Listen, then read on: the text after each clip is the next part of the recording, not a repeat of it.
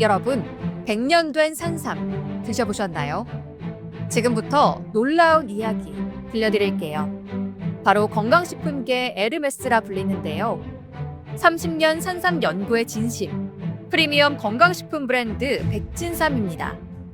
백진삼은 귀하고도 신비로운 100년 된 산삼의 DNA를 99% 복제해 현대기술로 재현해낸 브랜드입니다. 이런 분들께 추천드립니다. 기운 없거나 체력 딸릴 때, 잠을 자도 피곤할 때, 그리고 입맛이 없을 때. 백진삼은 품질에 대한 자신감으로 트레린의 효과 없을 시 100% 환불까지 가능합니다. 직접 경험해 보시기 바랍니다. 여러분 안녕하세요. 안녕하세요. 축구장의 라이브. 네. 오늘도 정우원 해설위원님 네. 오셨습니다. 집이 분당인데 네. 이 시간에 여기가 지금 발산역이거든요. 3시간 걸려서 네, 왔습니다. 정우원 위원님 너무 감사하고 어제 그 파리 상제르맹과 맨시티 경기 프리뷰쇼를 하고 네. 그리고 나서 이제 전 중계를 했는데 그 중계를 좀 보고 집에 가서 잠을 좀 또 많이 못 잤을 거예요. 그죠? 또 어제 빅경기가 많았잖아요. 어. 중요한 많아서 보고 오느라고 좀. 네. 그렇습니다. 그래서 어제 경기가 사실은 이번 그 7차전 중에서 두 팀에게 모두 좀 절박했던 경기였고요. 맞습니다. 또 이강인 선수가 우리 또 출전하기 때문에 팬들 관심도 상당히 많았던 그런 경기였습니다. 그 경기 어제 저는 중계하면서도 뭐 얘기를 이렇게 했지만 오늘 팬분들의 또 생각을 좀 많이 들어보고 싶어요. 그리고 또 정원 해설위원의 생각 네. 또 많이 들어보고 싶고요. 어디까지나 이제 해설은 또 주관적인 생각들이 들어가기 때문에 또 다른 생각들을 또 같이 공유하면서 네. 같이 또 얘기를 해보는 시간 갖도록 하겠습니다. 오늘도 장원구 선배님이 오늘 시작부터 네, 입장에 계십니다. 장원구 선배님도 어제 경기 보셨겠죠? 네. 레민님 또 미월님 오늘 입장을 해주셨고요. 설 연휴를 이제 앞두고 있었던 챔피언스리그 또 주말 되고 그러면 또 고향에 또 가시는 분들도 상당히 많을 것 같은데 고향이 있어요? 저는 서울 출생이고요. 서울 네. 완전 서울 완전 서울 출생이고 네네. 아버님이 이제 서울이시고 어머님이 정읍. 네, 정읍이시고 정읍이셔가지고. 전북 정읍. 네. 그러면은 이제 외가는 그쪽으로 가시고. 그렇죠. 외가는 이제 정읍으로 가고요. 그다음에 친가는 이제 서울에서 같이 모입니다. 그렇구나. 서울 토박이 정원이고요. 그럼 위원님 춘천으로? 저는 춘천인데 원래는 이제 설 연휴 이맘때 그 주중이나 이렇게 연휴가 있으면 집에 갈 수 있는 시간이 있었거든요. 네. 근데 챔피언스 리그가 개편이 되면서 1월 말, 2월 초, 특히 1월 말 이때 주중에 쉬지를 못하는 거예요. 너무 바쁘잖아요. 네, 다음 주도 또 계속 유럽 대항전이 이어지기 때문에 그래서 이번에는 집에 내려가기가 힘듭니다. 그래서 어머님이 42년생, 이제 나이가 많으시거든요. 아버지도 37년생. 어머니가 좀 서운해하시더라고요. 그래도 어떻게든 좀 오지, 뭐 이렇게 좀 서운해하는데 마음이 아픕니다. 네. 그리고 어쨌든 그거 좀 끝나자마자 하루 이틀이라도 시간 내서 좀 가려고. 네. 목소리가 너무 울려요?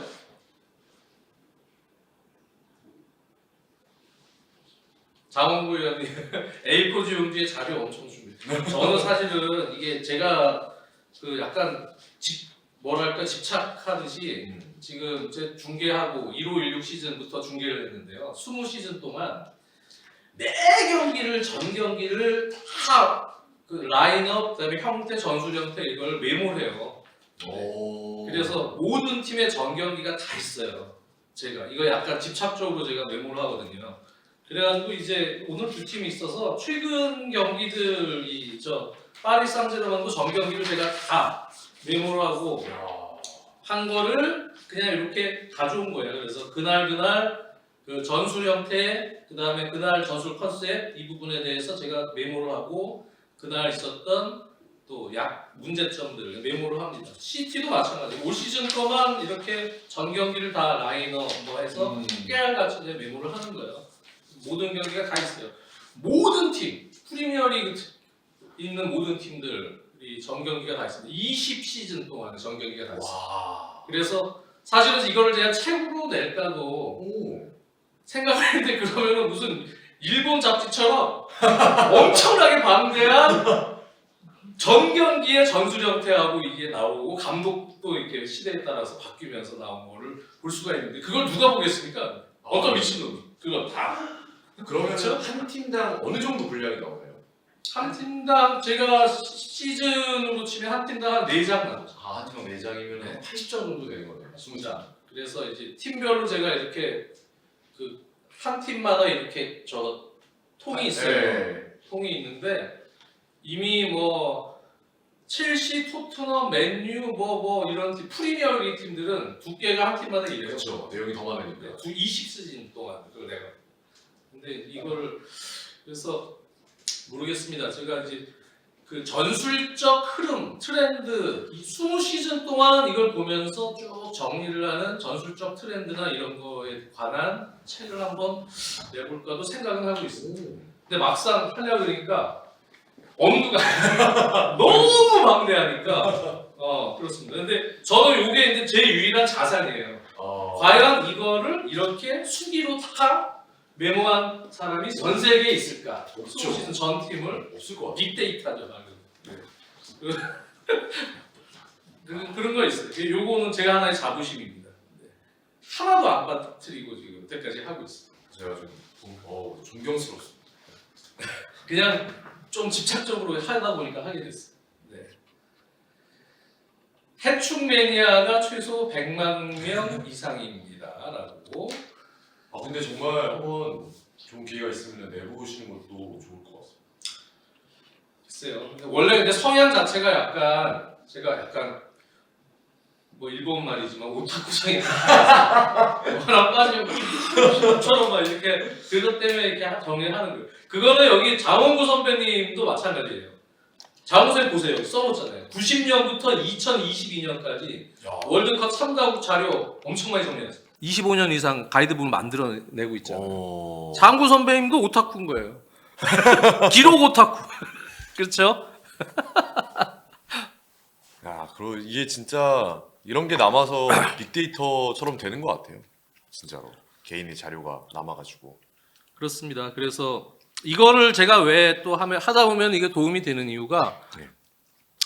그 감독의 어떤 심리적 트렌드를 읽을 수가 있어요. 그렇죠. 이 감독이 지금 이런 생각을 하고 있구나.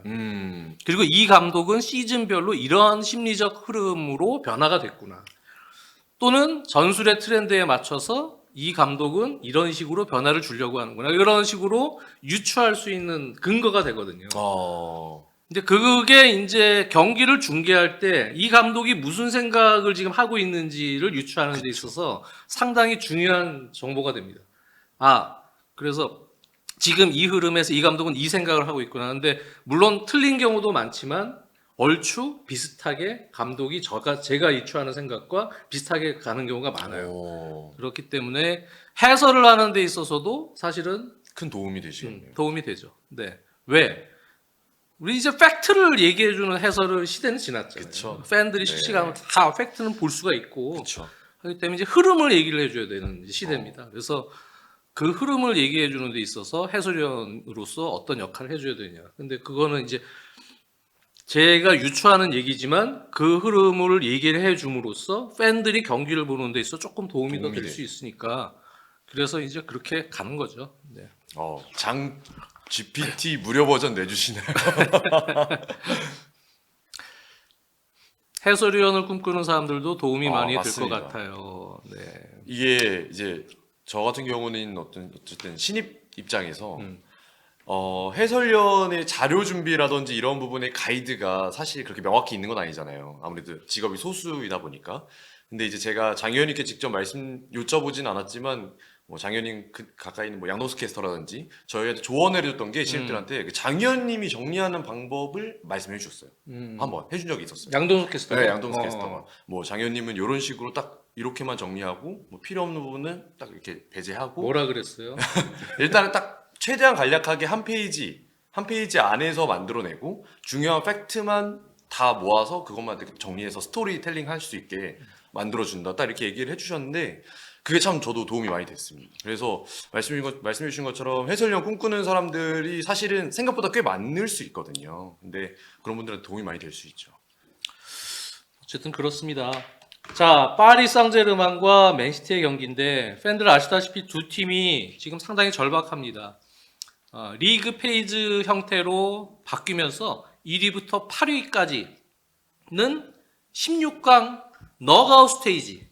우리나라에서 보통 토너먼트라는 표현을 많이 쓰는데 사실 현지에서는 이제 너그아웃 스테이지라는 표현을 요새 더 많이 씁니다. 네. 그래서 16강 너그아웃 스테이지 무대로 가는 데 있어서 리그 페이지 형식이 지금 도입이 됐고요.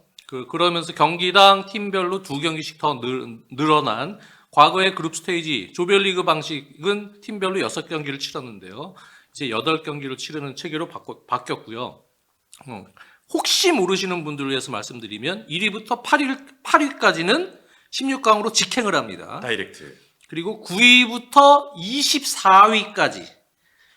24위까지는 플레이오프 과정을 또 거쳐요. 네. 그리고 25위부터 그 아래 꼴찌까지는 탈락. 네. 그렇게 되는 거예요. 그래서 그런 식으로 변화가 됐다라는 부분을 말씀드리고요. 네. 그리고 이제 이런 형태로 또 플레이오프가 되는 거예요. 네.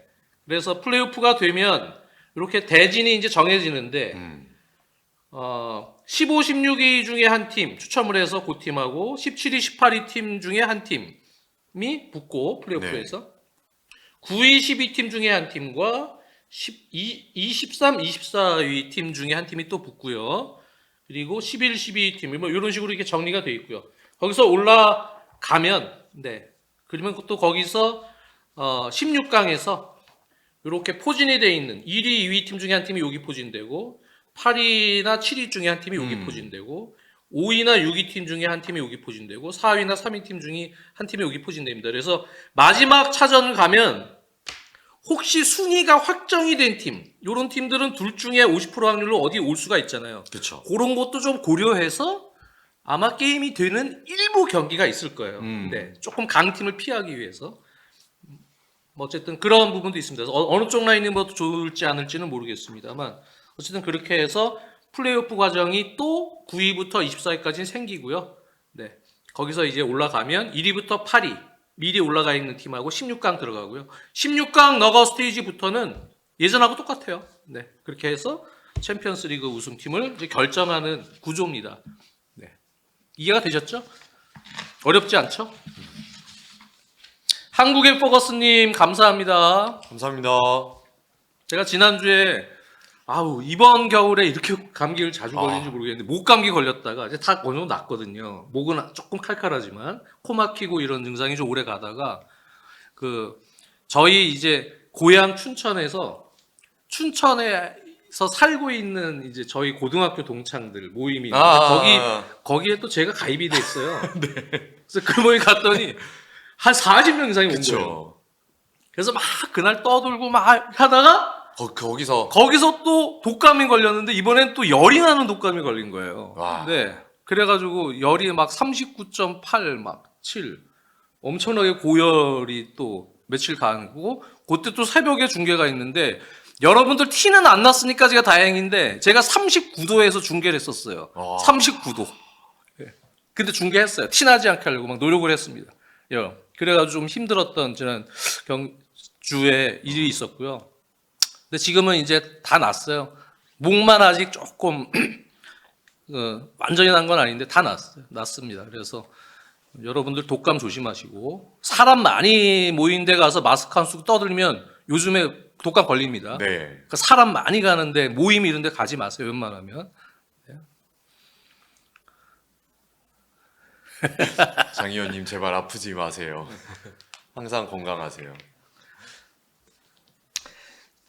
지난 경기는 이제 두 팀이 파리 상제르맹은 근데 아까 지금 말씀하신 제도를 생각을 해보세요.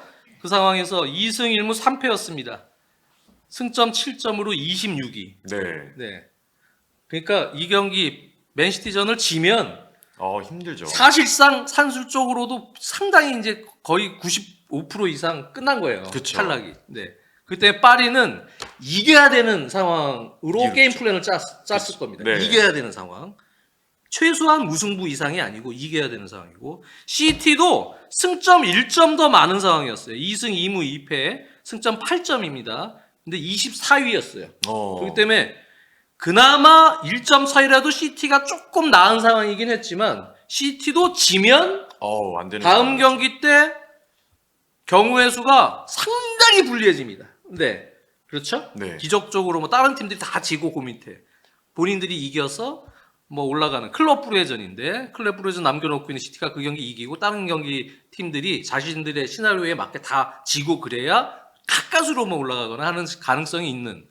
그러니까 시티도 지면 안 되는 거였고 그쵸. 이겨야 되는 거죠. 음. 그러니까 두 팀 다 이겨야 되는 절박함이 있었기 때문에 무승부 경기가 나오기는 쉽지 않았다.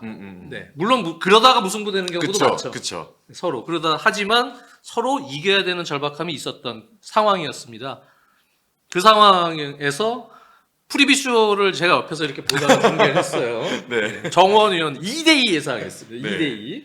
2대2. 근거가 있었어요? 저는 말씀해 주신 것처럼 두 팀 모두 이겨야 되는 상황이었는데 거기서 맨체스터 시티가 원정임을 좀 감안했을 때 한 번 정도 비기고 브레전을 생각해 볼 수도 있겠다라는 판단을 할 수도 있다고 생각했어요. 네, 왜냐하면 원정이다 보니까. 네. 그래서 양 팀 모두 치고받는 흐름이 그래도 한 3, 40분, 그러니까 전체 90분 중에 한 3분의 1 쿼터는 나오겠다.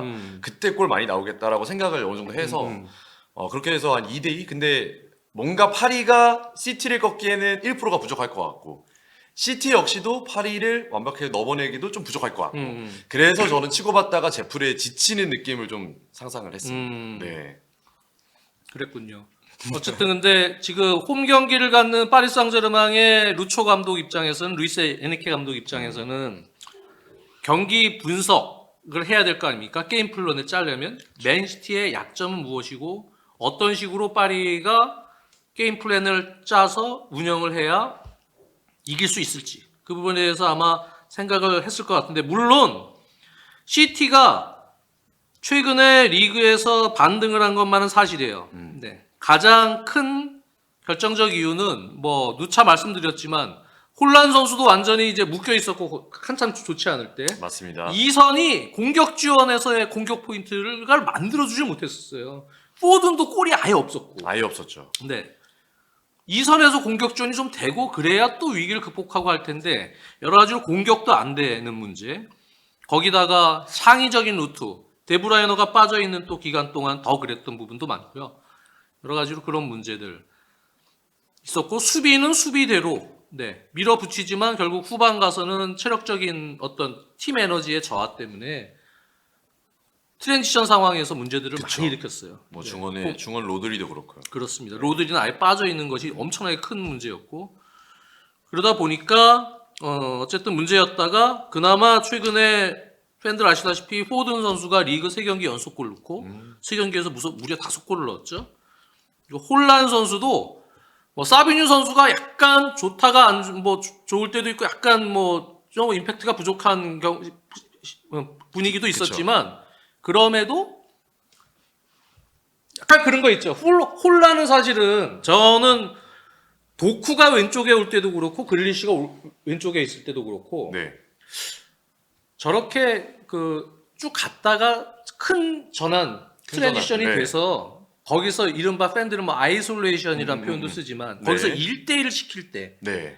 왼쪽에서 1대1을 시키면 일단은 빠른 타이밍에서 크로스가 올라올 확률이 조금 적습니다. 왜? 볼을 일단 잡고 수비를 그쵸. 끌고 준비를 하기 때문에. 글리시도 마찬가지고 도쿠도 마찬가지예요. 오른발잡이잖아요, 또. 그렇게 되면 수비는 내려와서 호흡 정리하고 딱 자리 버티고 위치를 잡고 있는 상황에서 결국은 크로스가 올라오는 상황이 많아요. 근데 제가 혼란의 경기들을 쭉 보면 그런 상황에서는 혼란 선수가 아무리 취격 조건이 좋아도 서서 경합을 할 때는 경합 확률이 그쵸. 좀 떨어지죠. 네. 혼란 같은 경우는 런닝 점프. 네. 순간적인. 그렇죠. 수비진들이 뒷걸음질을 치는 이런 흐름에서 크로스가 얼리 크로스 형태로 빨리 들어올 때 그럴 때 런닝 점프로 파포스로 돌거나 뒤에서부터 박으면서 떨구거나 아니면 헤딩 슈팅으로 해서 그거 할 때가 있었는데 그쵸. 최근에 이 사비뉴와 홀란 선수가 콤비네이션 돼서 득점했던 거를 보면서 제가 그런 거죠.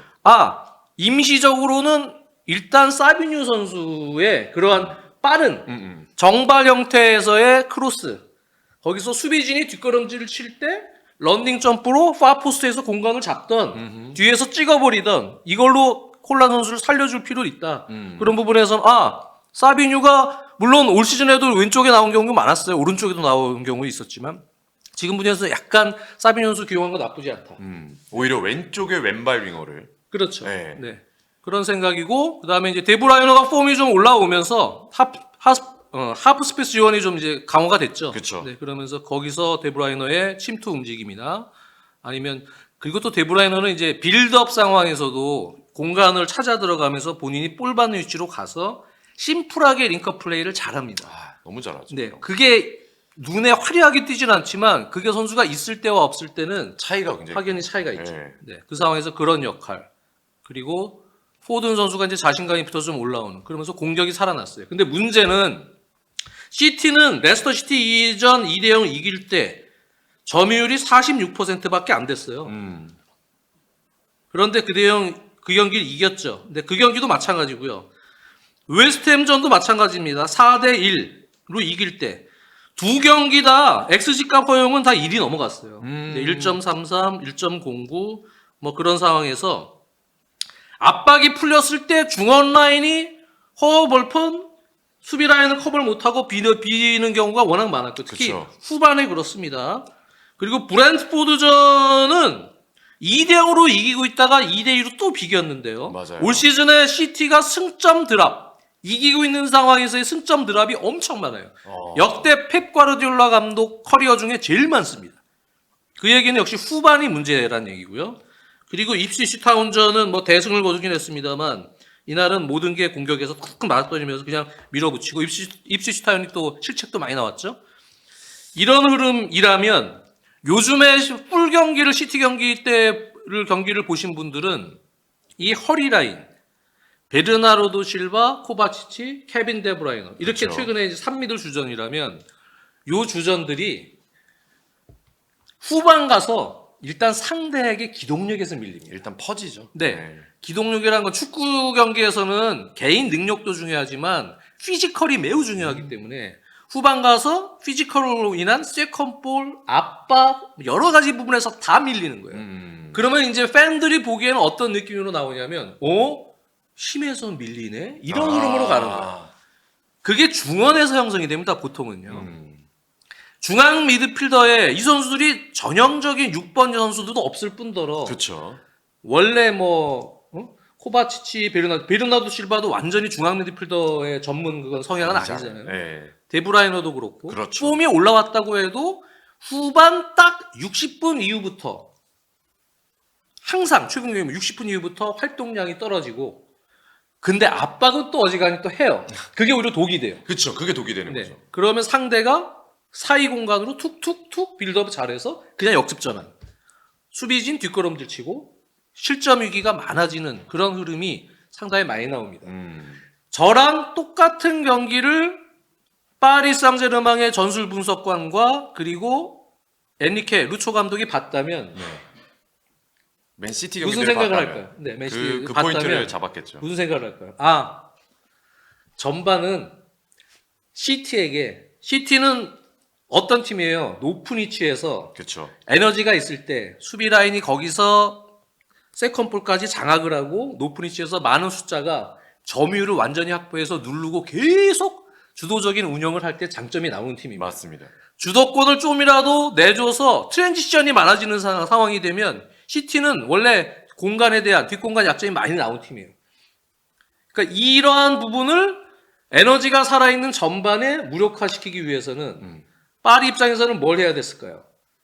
상대에게 점유율을 내주면 안 돼요. 그렇죠. 그러다 보니까 점유율을 가져오려고 그렇죠. 노력했죠. 시티가 주도권을 가지지 못하게 전체적으로 안전한 점유율과 주도권 위주의 플레이로 경기를 전반을 일단 시켜야 됩니다. 소유권을 더 많이 확보하자. 그렇습니다. 완벽하게 지배하자 이거네요. 네. 전반전에. 그 상황에서 일단은 이강인 선수 선발로 나왔죠. 그쵸. 저는 이강인 선수의 전반 카드 기용, 그리고 후반에 이제 덴벨레 선수를 기용하고 바로 바꿔줬죠.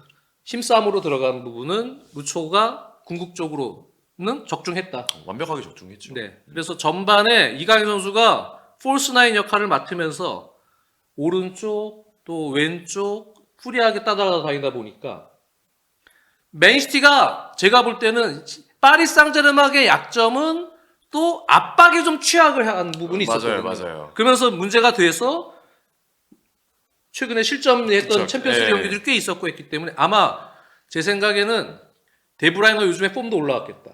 홀란하고 투톱을 해서 전반 뛴 거리 보세요. 시티 선수들 많이 뛰었어요. 더 많이 뛰었잖아요. 네. 나이가 많은데도 전반에 팀 압박을 통해서 파리 생제르맹의 약점을 전반부터 공략을 해서 거기서 승부를 내겠다. 한 2골 정도는 아. 만들어내려고 했던 것 같아요. 근데 네. 홀스9으로 나왔네. 근데 미드필더들이 안 그래도 주한 네베스 이날 뭐 완전히 와 박지성 저리 가라, 진짜. 저리 가라 할 아. 정도로 엄청나게 많이 뛰면서 네. 비티냐와 함께 뭐 역할 수행을 했고, 그리고 파비앙 루이스도 이날 활동량이 그쵸. 아주 효율적으로 좋았고, 이강인 선수는 거기 미드필더처럼 계속 또 숫자 싸움을 해주면서 계속 들어가지고. 그러다 보니까 시티가 전반에 본인들이 원래 생각해서 압박을 통해서 끊어서 위험지역에서 나가려고 했던 공격이 거의 없었어요. 맞아요. 못했어요. 파리 생제르맹의 빌드업이 뭐 1차 빌드업을 할 때는 보통 누노 멘데스가 왼쪽 스토퍼처럼 들어오는 3백처럼 되죠. 맞아요. 하키미는 올리고 네. 그리고 바르콜라가 터치라인 왼쪽, 하키미가 오른쪽 터치라인 이렇게 들어가잖아요. 네. 그리고 이제 하프라인 넘어가면 누노 멘데스도 끌고 올라오고 맞아요. 하프스페이스 쪽으로 이렇게 네. 되는 시스템이에요. 그리고 이제 중앙에는 비티냐, 뭐 주앙 네베스 이런 선수들이 수비진 오가고. 뭐 사이드로 빠지기도 하면서 공간 잡고 또는 허리 라인에서 받쳐주고 파비앙 루이스 같이 유연하게 들어옵니다.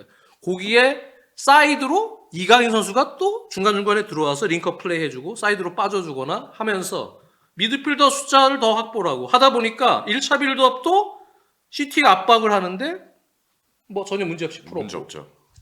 그러면서 공을 돌리는 거예요. 그러면서 어떻게 보면은 윙어 성향의 두에 선수와 바르콜라 선수 두 명이 이제 역습을 하는 그렇죠. 준비를 하고 있는 거죠. 문제인데, 근데 그런 건 있는 거예요. 이강인 선수가 예를 들어서 뭐 리그안 같은 경우는 보통 상대 팀들이 내려앉아요. 내려앉죠. 완전. 그런 지공 상황에서는 이강인 선수가 조금 더 많이 뛸 수 있어요. 많은 시간. 왜? 그런 지공 상황에서는 이강인 같은 유형이 필요하거든요. 그래서 지공에서 하나 딱딱 킥 전환 혹은 부분 전술에서의 리턴된 이후에 뭐 스루 패스를 넣는다든가 사이드 하키미 쪽을 지원해 준다든가 뭐 여러 가지 부분에서 이강인 선수가 이제 그런 부분이 필요한데 그렇죠. 근데 요거는 이제 시티전은 조금 다른 거예요. 다른 얘기죠. 네, 시티전은 다르기 때문에 일단은 전반에는 그런 식으로 점유율을 조금 더 시티로부터 뺏어오면서 시티에게 기회를 주지 않고 그다음에 상대의 압박도 유연하게 좀 풀면서 안전하게 경기를 치르고 그럼에도 이강인이 막판에 그 킬러 옵사이드 패스. 무릎 예. 때문에 하나 실패가 됐지만 그 킬러 패스 하나 넣어주기도 했잖아요. 기가 그러니까 막히게 넣었던. 이강인 선수는 제가 보면 감독이 요구했던 부분 95% 수행한 거예요. 정말 유연하게 잘했어요. 골 빼고 정말. 어시스트에 골로 연결이 됐으면 100% 그쵸, 수행했다고 그쵸. 보여져요. 예. 그래서 본인 정말 잘하는 거 팀에게 요구하는 게임 플랜에서의 전반적 컨셉 확실하게 이강인 선수는 해줬고요. 네. 자, 후반 가면 역시 감독은 후반부터는 뭐 아마 60분 정도부터 바꿔줄 생각도 했을 텐데 예. 그냥 시작부터 가자. 덴벨레 넣었죠. 네. 덴벨레 선수는 뭐 몸살 뭐 이런 문제 때문에 두 맞아요. 경기 쉬었지만 그래서 컨디션 올라와서 뛰는데 전혀 문제 없었다 그래요. 그런데 이제 후반에 덴벨레를 카드를 넣었습니다. 그러면서 세 명이 이제 다 압박을 하고 허리 라인은 이제 맨시티의 3미들 아까 얘기했던 베르나르도 실바, 코바치치, 데브라이너 이 선수들보다 시간이 갈수록 순식간으로 싸먹을 수 있는 맞아요. 기동력을 가질 수 있을 것이다. 주도권 잡고 빠르게 끊어서 전환해서 세 명이 가는. 왜 그렇게 하면 그렇게 해서 빨리 가면 이강인이 있을 때 조금 단점은 전반에도 이제 그렇지만 전환을 좀 빨리 해야 되는 역습 모드. 그렇죠. 시티전은 리강의 상대팀처럼 내려하지 않고 라인을 끌고 올라오거든요. 그럼에도 그렇게 선택한 거는 전환을 주도권을 잡기 위한 흐름이었고요. 그쵸. 상대적으로 이제 약간의 거기서 문제점이 있었던 거는 간혹 바르콜라 쪽으로도 역습이 하나 나오긴 했었어요. 그럴 때 다다다 들어가죠. 네. 근데 중앙에 들어가는 선수가 없어. 없어요. 네. 네, 이강인 선수가 늦게 출발하기 때문에. 그렇죠.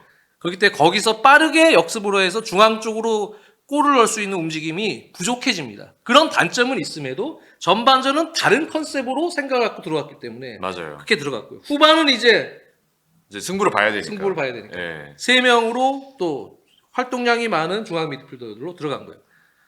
그런 상황에서 물론 첫 골은 시티가 먼저 넣습니다. 맞아요. 아칸지 선수가 이렇게 올라왔다가 그것도 변수가 그렇죠. 발생한 거죠. 포든이 뒤로 사이드 오른쪽으로 빠져가지고 움직여줘. 아칸지가 이렇게 높은 위치에 올랐다 그냥 뛰어버렸거든요. 그쵸. 거기로 가서 아칸지 쪽에서 컷백 찬스 세컨볼이 나와서 그릴리시가 후반 들어가자마자 골을 넣었고 그 다음에 또 홀란 선수 득점이 있었어요. 홀란이 또 하나 그때는 넣었어요. 그렇죠. 마테오스 누리아스 돌파 이후에 그릴리시의 컷백 찬스에서 굴절돼 갖고 홀란에게 들어간 골이 있었습니다. 2대0 되긴 했지만 결정적으로 보면 60분 정도 이후부터 급격하게 시티의 에너지가 떨어집니다. 네. 반면에 파리 상제르맹의 특히 이날은 주앙 멘데스는 주앙 네베스. 주앙 네베스는 완전히 그냥 미쳐 날뛰는 활약을 펼쳤는데요. 네. 커버 그냥 허리에서 그냥 쌈 싸먹는 거예요. 네. 그리고 들어와서 바로 점점 시티는 끊겨서 실책 전환되는 확률이 높아지고요. 그렇죠. 그러면서 결국은 바로 만의 골이 터지기 시작했죠. 바로 콜라 쪽에서 뚫려서 그대로 크로스해서 그때는 이제 중앙에 이제 한 명이 빨리 들어갈 수 있는 체계로 바꿨기 때문에 그렇죠. 덴벨레가 들어가서 네. 골을 넣는 상황이 됐고요. 그리고 또 중원 싸움에서 60분부터 완전히 장악을 한 상황에서 또 두에 선수가 요즘에 슈팅 폼이 조금 좋아지고 있거든요. 좋은 슈팅. 1대1에서 슈팅으로 리바운드 상황을 또 바르콜라가 갖다 대면서 골을 넣었습니다. 그 이후부터는 완전히 파리의 주도권으로 네. 경기가 흐르고 시티는 이제 해답을 찾지 못하고 완전히 기동력에서 밀리면서 문제를 드러냈고 중앙 쪽에서 무언가 대체할 만한 그런 자원이 없었고요. 그렇죠. 그 타이밍에 하무스 선수의 투입. 음. 전방에 있는 선수들의 에너지를 또 번갈아 바꿔주면서 두의 선수를 또 빼고 하무스 넣고 다시 덴벨레는 오른쪽으로 돌리고 또 그쪽 전환 시의 공격 에너지는 살려주고 미드필더지는 또 자이레미를 넣으면서 그렇죠. 파비앙 루이스를 뺐죠. 미드필더 에너지는 또 그대로 올려주고. 네, 그대로 유지가 되는 거. 근데 시티는 또 들어온 선수가 빈도한. 그러니까 시티는 팀 개편해야 됩니다. 네. 팀 개편. 로드리그 복귀하고 다 중요한데 전체적으로 에너지에서 지금 문제를 많이 드러내서 후반에 들어가고 60분 이후부터는 문제가 많이 생기기 때문에 또 측면 풀백도 마찬가지예요. 맞아요. 그 측면 풀백의 클래스. 마테오스 네스가 이번에 나왔잖아요. 그렇죠. 마테오스 네스가 전문 풀백도 아니고. 아니잖아요. 그러니까 바르콜라가 첫 터치 하나로 그냥 붕괴시켜버리죠. 저는 사실 그 포인트에서 경기가 완벽하게 한쪽으로 쏠렸다고 그게 약간 도미노의 시작이었어요. 4점 차의 도미노 그쵸. 시작. 그 원터치로 그 마테오스 네스가 풀린 게 그게 결국에는 오늘 그 경기를 바꾸게 되지 계기가 되지 않았나. 그렇습니다. 그래서 오늘 시티전은 이강인 선수도 팀 게임 플랜에 맞춰서 정말 잘했고요. 네. 그리고 루초 감독도 게임 플랜대로 완승을 거둔 거예요. 사실은 펩 감독에게. 네. 그런 부분에서는 루초 감독이 이번 경기만큼은 준비를 잘해서 중요한 경기였기 때문에 정말 본인이 원하는 대로 잘 됐다. 일단은 저는 그렇게 평가를 합니다. 네. 정원 위원님은 어떻게 보셨나요? 저 역시도 근데 저는 이제 시티 전반전 흐름은 그 주도권을 가지고 있는 것도 보고 이거 이강인 선수를 투입한 이유가 명확하게 보였어요. 확실하게 역습 상황으로 전환하는 템포가 거의 없더라고요. 말씀해 주신 것처럼 한두 번 빼고는 이거 경기를 좀 지배하려고 하는 흐름이구나. 근데 이제 그 상황에서 득점이 나오지 않으니까 아 이거 후반전에 제가 알고 있는 이제 엔리케 감독은 이런 변화를 빠르게 주는 포인트가 제 기억엔 크게 많지 않았던 것 같거든요. 그렇죠. 기존 선수들을 원래 좀 유지하는 성향의 감독인데 생각보다 빠르게 변화를 준 거 보고 이거 완전 잡으려고 그야말로 이악 물고 나왔구나 약간 이런 생각이 들었고 포인트를 이제 덴벨레로 바꾼 것도 그리고 덴벨레가 순간적으로 또 그때 딱 중앙에 들어와 있었잖아요. 그런 것들을 보고 아 이거 오늘 경기 그냥 잡으려고 하는 거구나. 그래서 저는 두 골을 먹었을 때 이거 전혀 파리 근데 이거 그래도 많이 골 넣을 것 같은데? 라는 생각이었어요. 네, 흐름 자체가 경기 전체 전반적인 흐름을 봤을 때. 그러니까 저거는 그 펩 감독이 경기를 관리하는 차원에서 허리 라인의 수비력이 좋은 선수들이 좀 벤치에 있거나 네. 좀 무언가 좀 이런 게 좋으면 팀의 에너지를 조금 유지하면서 2대0이 됐을 때 조금 이른 교체를 통해서 왜? 이제부터는 팀 에너지가 떨어질 걸로 보이니. 그쵸. 그리고 파리가 선수들이 팔팔하잖아요. 네. 특히 중앙 미드필더들. 이런 선수들로 봤을 때 이거 버티기 힘들겠다라고 느꼈다면 그러한 대체할 수 있는 옵션의 그쵸. 준비와 생각을 좀 빨리 했으면 좋은데 대체 옵션도 없고 일단 선수가 없어요. 윈도우밖에 없어. 네. 그러고 뭐 말씀해 주신 플랜도 제 생각에는 엔리케 감독이 훨씬 더 빠르게 대응을 해줬어요. 전반전에 45분 딱 하고 바꿔준 그 포인트가 훨씬 좋았습니다. 그래서 이제 거기서 일단 1차적으로 승부가 좀 갈리면서 네. 뭐 저는 앞서 말씀드린 것처럼 그 바르콜라가 마테오 누네스를 딱 뚫어냈을 때 이거 기세 오르겠다. 이거 자신감 완전히 붙었고 답을 찾았다라고 생각했어요. 근데 세 번째 골이 그 헤딩이 주앙 나왔잖아요. 네베스의 바운드 헤딩 골. 이날 사실 주앙 네베스는 뭐 거의 아인토벤 시절에 박지성 선수가 유럽 무대에서 그쵸, 엄청난 활동량으로 센세이션을 냈던 그런 느낌이었어요. 네, 또 밀란전에 골까지 넣었던 그런 느낌이었어요. 그만큼 다른 그 어떤 경기보다 네베스 선수의 존재감이 확실하게 드러났던 저는 이 경기 MOM 네베스 선수를 꼽습니다. 네, 그만큼 중앙 네베스가 전방위적으로 다 해줬습니다. 측면 커버, 뭐 중앙 미들에서 수비, 인터셉트, 공격 전개, 뭐 골, 뭐 그렇죠. 아인토벤 시절에 박성 선수의 리용전이나 네, 뭐 이런 경기들요. 그런 것처럼 정말 왕성한 최고의 활약을 펼쳤고요. 그 파리의 승리에 있어서 제일 큰 공헌을 한 선수 중에 한 명이고요. 네. 뭐 수비 라인도 그렇고 일단 그리고 빌드업 체계도 이날 매우 좋았어요. 파리가. 그쵸. 좀처럼 시티가 위험 지역에서 파리를 흔들고 전환할 수 있는 없었던 것 기회가 같아요. 많지 않았어요. 네, 거의 없었던 것 같아요. 없었고 그만큼 유연하게 누노 멘데스의 또 하킴에 올라간 비대칭 운영 네. 그리고 또 상황에 따라서는 또 4백과 가까이 또 운영을 하면서 나오는 그런 유연한 운영이 좋았고요. 맨시티는 어떻게 보입니까? 맨시티는 이제 어떻게 해야 될까요? 수뇌부들이. 맨시티는 이번 후반기가 좀 중요한 갈림길이지 않을까요? 앞으로의 한 3, 4년을 좀 바라봤을 때. 뭐 앞서 이날 경기에서도 나왔지만 경기 도중에 감독이 대응할 수 있는 옵션이 너무 이제 제한적이잖아요. 선수들도 어느 정도 세대 교체가 좀 돼야 될 필요가 있고 펩 감독이 원래 이 2점 차 리드를 내어주는 게 거의 없는데 제가 기록을 찾아보니까 2021년 이후로 2점 차 역전패가 처음이라 하더라고요. 챔스에서는? 챔스에서? 아니 모든 전체에서 전체 역전패를 당한 건 2점 차에서 역전 패배를 당한 게 근데 올 시즌에 이 경기 전에 그 제가 기사들을 보니까 유럽 쪽 그 페예노르트전 얘기를 많이 했대요. 네. 네. 2대 0에서 펩 감독이 3대 3대0에서 3대 3. 그 무너지면서 3대3 된 경기. 네, 맞아요. 네.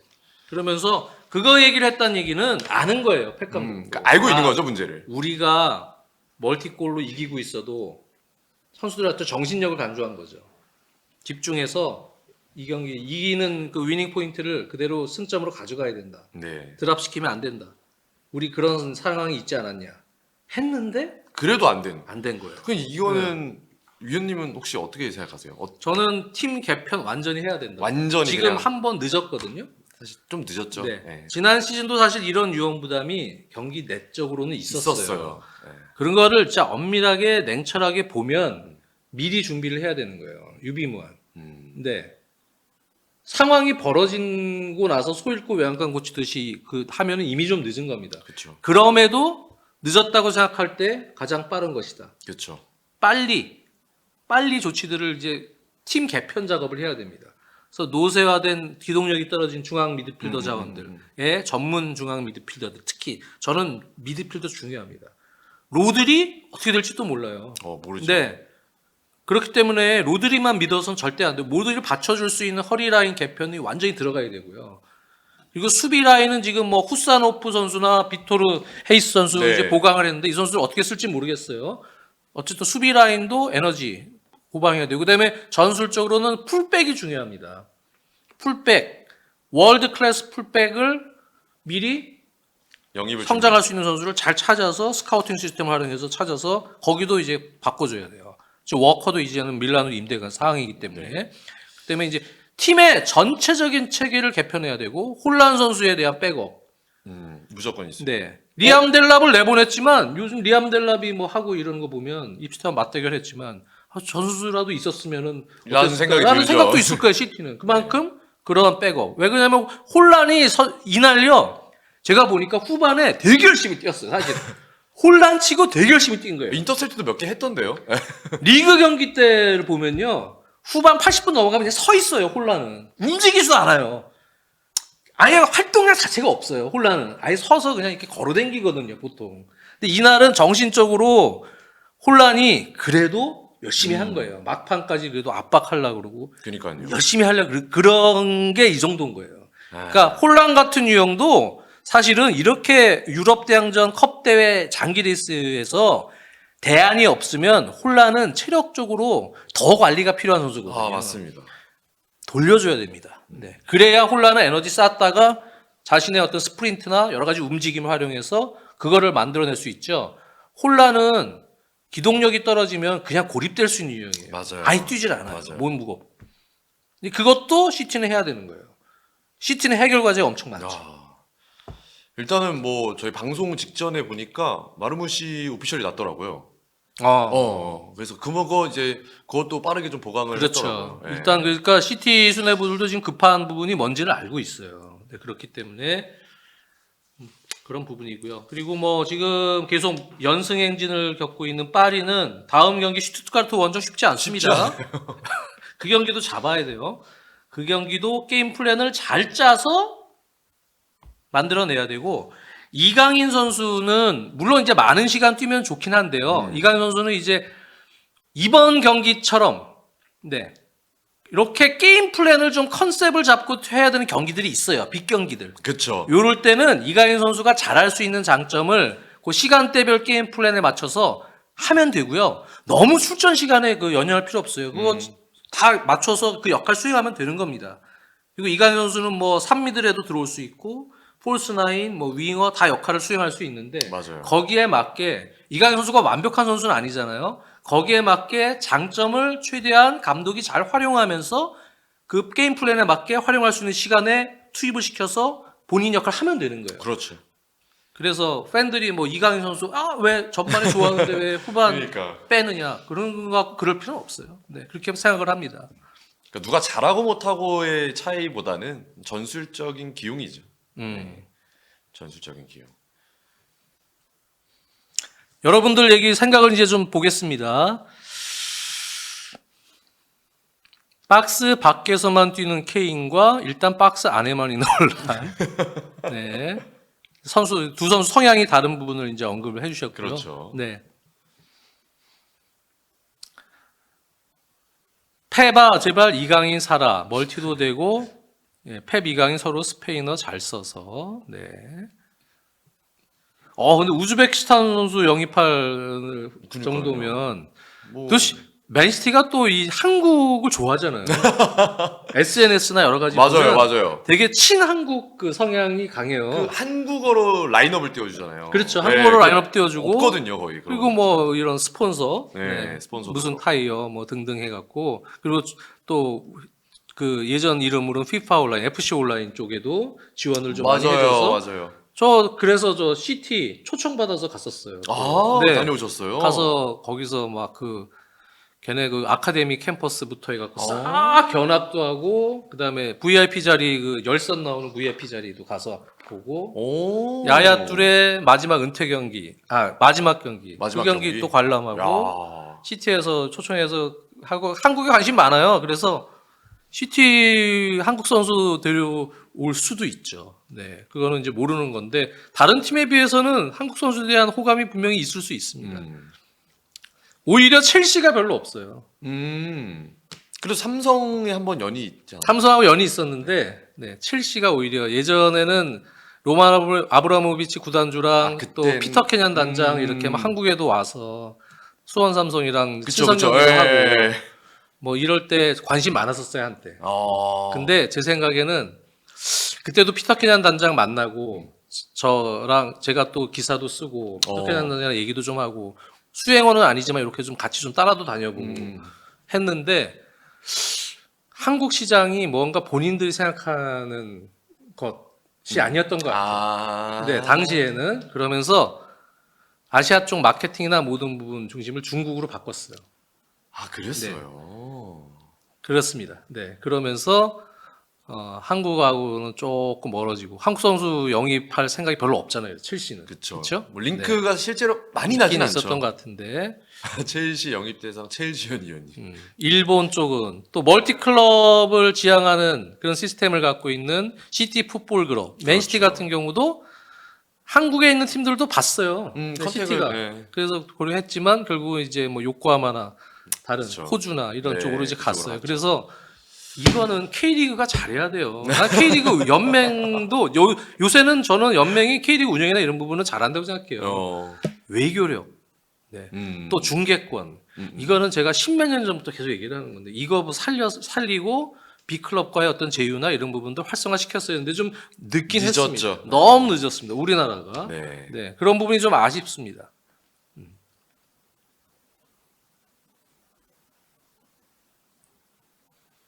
UAE가 한국하고 일이 많아서 우호적이었어요. 올 시즌 펩 감독 행보가 지금까지 퍼기 형과의 역대 최고 감독이 누구에 영향을 미칠까요? 퍼기 형은 좋지 않은 스쿼드로도 우승 많이 했어요. 네. 그런 부분이죠. 저는 과감한 기용의 문제라고 보여져요. 네, 이렇게 에너지가 떨어졌을 때 시티 같은 경우는 메카티? 그렇죠. 그래 써보자. 되잖아요. 그렇죠. 에너지가 있는 선수도 어린 선수지만. 그래서 어찌됐든 간에 뭐 모르겠습니다. 그 FA컵 솔포드 시티전에 나왔던 공격수 무바마 선수도 있고 네. 그다음에 뭐 심슨 퍼시 같은 수비수, 오라일리 같은 선수, 젊은 선수들이 있는데 퍼거슨 감독은 라인업 줄부상에 막 이럴 때도 그래 과감한 기용. 그쵸. 캐릭 너 센터백. 그다음에 어린 선수 투입. 팁. 과감하게 그걸 돌릴 수 있었기 때문에 됐고요. 네. 펩은 아직까지 그거는 좀 소극적인 것 같아요. 네. 근데 그 부분이 조금 더 과감하게 맞아요. 네, 에너지가 더 우선이다. 클래스보다는. 네, 그런 부분으로 팀을 좀 바꿔줄 수 있는 용단도 필요한 것 같습니다. 네, 펩은 뭐 근데 최고의 감독이죠. 저는 요즘에 그 펩이 좀 부진을 하는 걸 보고 사실 요즘 최근에 축구 트렌드는 펩 가르디올라가 만들었다 해도 과언이 아니잖아요. 근데 그 시스템을 이제 만들기 시작한 감독이잖아요. 전술적으로. 그러면서 이제 결과를 만들면서 우승을 들어올리는 감독인데 이게 이제 돌고 돌다 보니까 정말 쉽게 말해서 노팅엄 같은 효율적으로 하는 축구, 그러니까 쉽게 말하면 옛날처럼 정말 정통 9번 쓰면서 딱 효율적으로 수비는 수비 잘하는 애들, 공격 잘하는 애들로 만든 축구가 다시 또 돌아오는 느낌도 들더라고요. 이게 뭐 저희가 흔한 말로 패션이 돌고 돈다고 하잖아요. 그것처럼 축구도 참 이런 게 돌고 도는 것 같아요, 성향이. 근데 이제 예전하고 다르게 그러한 윙포드들, 공격진들이 잘해야 사실 그런 공격 축구가 되거든요. 그렇죠. 잘해야죠 이제 성과가. 근데 지금 프리미어리그가 돈이 많아져서 예? 잘하는 선수들 그러니까 다 될 거예요. 퀄리티 좋은 선수들로 데려오니까 그거의 만족도나 완성도 높아지죠. 그렇습니다. 깁스 화이트 같은 선수 얼마나 좋은 선수예요. 크리스도 다 좋은 선수입니다. 네. 전술도 유행처럼 돌고 돌아.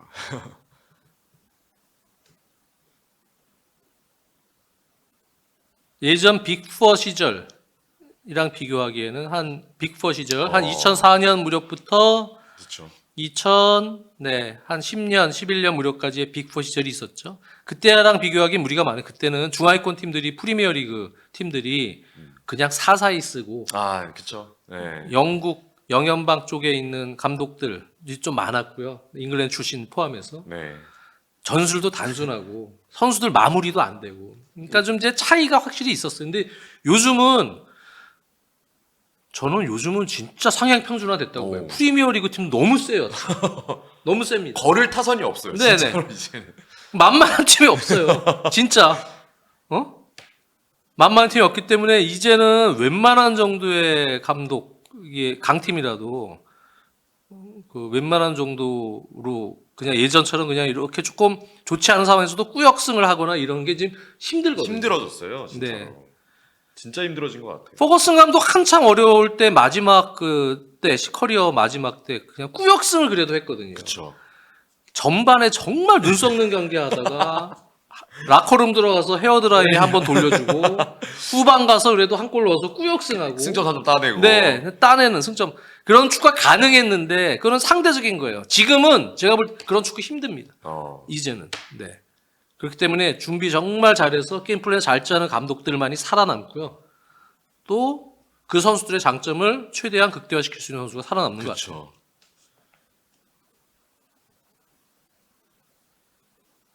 그때는 롱볼 때려서 세컨볼 따내면 어느 정도 먹고 들어가던 시절이에요. 장유현 의원님, 네, MBC ESPN이나 SBS ESPN 그렇죠. 계실 때 롱볼 쓰던 팀들이 효율적으로 좀 어느 정도 그 중상위권, 중위권 성적을 내던 팀들이 있었죠. 그렇죠. 볼튼 원더러스 같은 팀, 샘 알라다이스 감독의. 오랜만에 듣네. 네. 전술에 너무 맞추니까 선수 부상 당하면 리스크가 너무 큰데. 근데 지금은 그런 팀이 이제 없잖아요. 음. 네. 데이비스, 케빈 놀란, 케빈 뭐, 데이비스. 네. 케빈 놀란 이렇게 해서 그런 식의 축구, 또 스토크 시티 같은 이러한 토니 필리스 감독 체제의 축구. 지금은 이제 그런 축구가 쉽지 않죠. 그렇죠. 정말 많이 없어졌죠. 션다이시가 약간 섞어서 쓰긴 했는데 션다이시도 경질되잖아요. 결국. 그러니까요. 이제 힘든 거예요.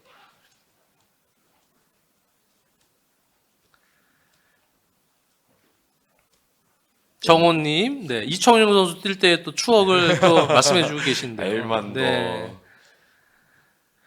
어쨌든 맨체스터 시티의 또 해결 과제와 앞으로의 전망도 또 얘기할 수 있는 정도의 경기가 됐고요. 아직 끝나진 않았기 때문에 맨시티가 극적으로 만약에 너가웃 스테이지 들어간다. 그러면 이제 너가웃 스테이지부터는 새로 영입한 선수들도 쓸 수 있거든요. 그렇죠. 새로 영입한 선수들로 하여금 무언가 새롭고 신선한 이러한 또 그 펩 감독의 시스템이 나올 수 있을지도 봐야겠는데 일단 올라가야죠. 시티가 다음 경기가 첼시잖아요. 그렇죠. 시티 지금 큰일 났어요, 리그. 첼시 다음에 아스날 아스날, 원정에 뉴캐슬, 뉴캐슬, 리버풀, 토트넘 원정, 그리고 노팅엄 원정 계속 이어집니다. 브라이튼 뭐 그 위에 맨유인가 뭐 하여튼 해갖고 야. 하여튼 근데 우리가 사실은 와 다 힘들다 이렇게 보이지만 다 힘들어져서 그래요. 근데 언제 노팅엄이 중간에 섞였는데 이제 오씨 어렵다 이러겠어요. 지금은 이렇게 힘든 팀 브라이튼 뭐 빌라 뭐 뉴캐슬 아, 요즘은 뭐 지금은 거의 열 몇 팀이 다 힘들어요. 네. 그래서 사실 의미 없습니다. 다 힘든 팀이고요. 네. 첼시가 오히려 뭐 쉬울 수도 있어요. 토트넘이 더 쉬울 수도 있고. 첼시 그래도 살아나는 최근에 또 승리했잖아요. 제가 중계를 해서 제가 중계를 해서 이긴 거예요. 네. 7시 54분. 우리 정원 위원은 에버튼 팬이에요? 아니 그건 이완우에서. 이완우가 네, 이완우에서. 정원 위원은 이완우 위원이 참 에버튼 팬이고. 네, 저는 뭐 특정 팬은 없고요. 네, 특정 팬은 없고 고루고루 좀 다 같이 보는 그래요. 느낌입니다. 프리미어리그에서 그래도 최근에 호감 있는 팀은 어디입니까? 최근에 저희 안 그래도 컨텐츠를 찍었어요. 그래서 오늘 올라갔는데 어. 본머스. 본머스. 제가 또 본머스 경기를 중계를 이번 시즌에 그래도 한 4-5경기를 했거든요. 어, 그래서 하면서 느꼈는데 굉장히 매력이 있더라고요. 은근히 매력적이고. 네. 저는 브룩스 좋아했는데. 브룩스도 최근에 잘하고 있습니다. 네. 1월 그래서 올라와서. 근데 큰 부상이 길어져 갖고 브룩스가 네. 포텐을 못 살렸는데 살렸어요. 좋은 선수입니다. 센스가 있고. 제가- 키르케즈 정말 뭐 다이나믹하죠. 저는 약간 2위, 3위 팀이 1위를 잡는 걸 좀 좋아합니다. 음. 그러니까 약간 하위, 중하위 언더독의 반란을 좋아하시는 를 좋아하는 편이어서. 네. 근데 뭐 이라울라도 참 근데 좋은 감독 같아요. 어, 그렇죠? 전술적 뭐 이런 여러 가지도 좋더라고요. 그리고 영상에 있습니다. 지금은 이제는 다 그 영향을 받은 펩이나 클롭이나 영향을 받은 다른 젊은 감독들이 정말 좋은 축구를 또 추가 이렇게 양념을 입혀가지고 좋은 축구를 많이 만들고 있기 때문에 세대 교체의 과도기예요. 저는 명장들이 존재하는 상황에서 새로운 젊은 감독들끼리의 어떤 경쟁에서의 세대 교체의 과도기거든요. 그래서 지금은 시스템적으로 좋은 감독이 매우 많아요. 거기서 이제 누가 그래서 다른 경쟁자들보다 하나 더 좋은 해안을 갖고 특별함이 있는지. 특별함을 갖고 나올 수 있는지 그 부분이 이제 중요할 것 같습니다. 자, 오늘은 뭐 여기까지 할까요? 네. 이강인 선수 앞으로 또 계속 지금 점진적 성장을 하고 있고 경기 운영력도 좋아지고 있어요. 그래서 이강인 선수 앞으로 또 계속 뭐 파리에서의 또 활약 후반기에도 기대를 하고요. 이강인 선수는 뭐 전 큰 걱정은 안 합니다. 네. 네. 어떻게든 이강인 선수의 장점을 잘 활용할 수 있는 감독 만나면 충분히 좋은 능력을 계속 발휘할 수 있는 클래스가 있기 때문에 이강인 선수는 이제 걱정 안 하고요. 뭐 파리도 아직 챔피언스리그 뭐 끝난 게 아니니까. 그리고 그쵸. 승리했기 때문에 이 슈투트가르트가 완전 어렵다니까. 슈트가르트하고 제가 아까 봤는데 승점이 같아요. 같아요. 네, 진짜 단두대 매치입니다. 네. 단두대 매치예요. 그래서 이날 맨시티전 끝나고 뭐 그냥 축제 난리가 났더라고요. 파리가. 근데 지금 축배를 들 때가 아니에요. 지금. 그냥 이 경기 다음 경기 이제 바로 준비해야 됩니다. 네. 자, 오늘은 여기까지. 오늘도 너무 또 즐거운 한 시간 보냈습니다. 정원 의원님 너무 감사합니다. 오늘 사실 정원 의원님 얘기를 많이 시키고 싶었는데 정원 의원님이 제가 중계했다고 네. 얘기를 저도 너무 많이 좀 얘기를 해달라 그래서 네. 제가 좀 말이 많았습니다. 이야기를 듣고 싶었습니다. 감사합니다. 예. 다음 주에는요 연휴가 껴 있어서 월요일 날 네. 월요일 날 저희가 라이브 할게요. 다음 주에 맞죠? 월요일. 네, 다음 주에 월요일 날 라이브 하겠습니다. 다음 주에 뵙겠습니다. 안녕.